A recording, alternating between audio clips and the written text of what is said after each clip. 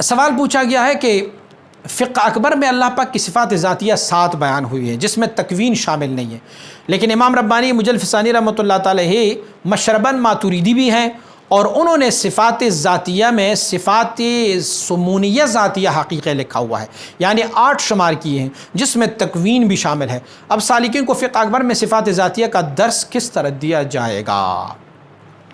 جناب والا مجھے بڑی خوشی ہوئی کہ کوئی ہمارے ہاں ایسا بھی بندہ ہے جنہیں علم الکلام میں بھی کوئی انٹرسٹ رکھتا ہے اور جو اس باریکی میں بھی جا کے اس کو جانچ سکتا ہے۔ تو اللہ رب العزت آپ کے علم میں مزید اضافہ فرمائے۔ عرض کر رہا ہوں کہ اللہ رب العزت کی صفات ذاتیہ جو ہے نا وہ منحصر نہیں ہے ان 7 صفات میں سے۔ علم الکلام والے کہتے ہیں، حضرت امام ابو منصور ماتوریدی رحمۃ اللہ تعالی کا بھی یہ قول ہے، اور دوسرے بھی ہمارے علم الکلام کی جو کتابیں ہیں یا علم العقائد کی جو کتابیں ہیں وہ سارے اس پر ہے کہ اللہ رب العزت کے یہ جو صفات ذاتیہ ہے جس کو ہم نے فقہ اکبر میں پڑھا کہ 7 ہے، یہ منحصر نہیں ہے ان 7 میں۔ صرف یہ نہیں ہے کہ صرف یہی 7 ہے اور کوئی نہیں ہے، نہیں، یہ الصفات ہے، یہ تمام صفتوں کی ماں ہے، جیسے اور بھی بہت سارے اللہ رب العزت کی وہ صفات ہے جس کی ضد پر اللہ موصوف نہیں ہو سکتا، تو وہ بھی صفات ذاتیہ میں ہی شامل ہے۔ اسی لیے مجدد الفسانی رحمۃ اللہ تعالی نے ایک اور صفت جس کو صفت تکوین کہتے ہیں، اس صفت تکوین بھی ان میں سے انہوں نے شامل کیا ہوا ہے۔ فلہذا یہ سماعت فرمائیں کہ اللہ رب العزت کی صفات ذاتیہ جو ہے وہ منحصر ان 7 صفات میں نہیں ہے، بلکہ ہر وہ صفات جو اللہ رب العزت جس کی ضد پر موصوف نہیں ہو سکتا وہ بھی اللہ رب العزت کی صفت ذاتی ہے، چاہے وہ ان 7 صفات میں سے نہ ہو، بلکہ یہ 7 صفات جو ہے یہ الصفات ہے، یہ بیس ہے، یہ بنیاد ہے ان ساری صفاتوں کے لیے۔ اسی لیے مجدد الفسانی رحمۃ اللہ تعالی نے صفت تکوین بھی شامل کیا۔ میری اس کلپ کو بعض لوگ دیکھیں گے تو وہ یہ سمجھیں گے کہ صفات ذاتیہ کون سے ہیں، وہ بھی میں بیان کروں کہ صفات ذاتیہ ہر وہ صفات ہے جس کی ضد پر اللہ رب العزت موصوف نہیں ہو سکتا، جیسے حیات ہے، قدرت ہے، سمع ہے، بصر ہے، علم ہے، ارادہ ہے اور کلام ہے، اور مجدد الفسانی رحمۃ اللہ تعالی نے 8واں صفت جو بیان کیا ہے وہ صفت تکوین بیان کیا ہوا ہے۔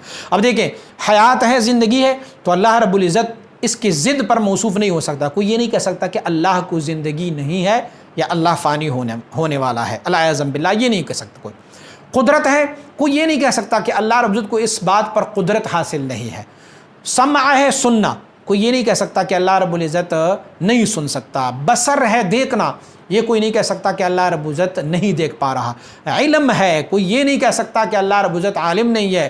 ارادہ ہے، کوئی یہ نہیں کہہ سکتا کہ اللہ رب العزت ارادہ نہیں کر سکتا۔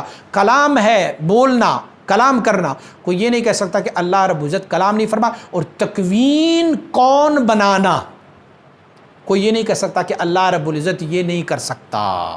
فلہذا یہ صفات جو ہے وہ اللہ رب العزت کی صفات ذاتیہ ہے۔ میرے بھائی نے جس ریزن میں سوال کیا ہے کہ مجدد الفسانی رحمۃ اللہ تعالی نے اس کو 8 بیان کی ہے، تو ان کی خدمت میں عرض ہے کہ یہ صفات ذاتیہ جو ہے جس کی ضد پر اللہ موصوف نہیں ہو سکتا، یہ صرف منحصر نہیں ہے ان 7 صفات میں، بلکہ بسا اوقات ایسی بھی صفات ہیں کہ جو تعریف صفات ذاتیہ کے ہیں اس تعریف پر جو صفت پورا اترے وہ بھی اللہ رب العزت کی صفت ذاتی ہے۔ اسی لیے مجدد الفسانی رحمۃ اللہ تعالی نے صفت تکوین بھی کیا۔ اور آپ کو معلوم ہوگا کہ ہمارے سلسلہ علیہ نقشبندیہ میں ہم جب لطیفہ روح میں جو فیضان لیتے ہیں اس میں ہم کیا کہتے ہیں؟ ہم کہتے ہیں کہ اللہ رب العزت کی یہاں پر ہمیں صفات سمونیہ ذاتیہ حقیقیہ کا فیض مل رہا ہے۔ سمون سمان سے ہیں اور سمان 8 کو کہتے ہیں، یعنی 8 صفات ذاتیہ اللہ رب العزت کے جو ہے اس کا ہمیں فیض مل رہا ہے۔